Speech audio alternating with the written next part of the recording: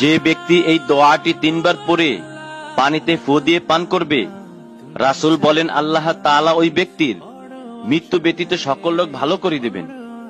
ভাইরে, ভিডিওটা ধাক্কা দেবেন না, একটা শেয়ার করে দিবেন। আপনার একটা শেয়ারের মাধ্যমে অসংখ্য মানুষ জানতে পারবে। দোয়াটি হলো ইয়া হাইয়ু ইয়া কাইয়ুম ইয়া যাল জালালি ওয়াল ইকরাম।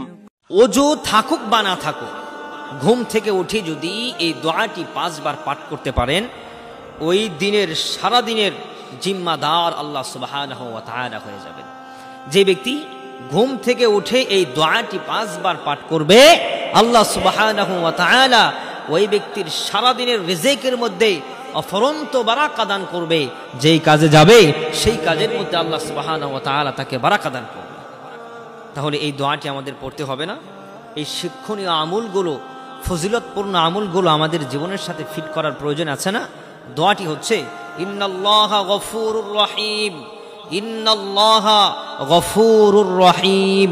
ঘুম থেকে উঠেই ঘুমের দোয়া পাঠ করার পরপরই আমাদের ওযু থাক বা না থাক, আমরা এই দোয়াটি 5 বার পাঠ করলে আল্লাহ সুবহানাহু ওয়া তাআলা সারা দিনের রিজিকের জিম্মাদার আল্লাহ তার নিজ কুদরতি হাতে নিয়ে নেবেন। আল্লাহ তাআলা আমাদেরকে বেশি বেশি করে এই আমল করার তৌফিক দান করুন।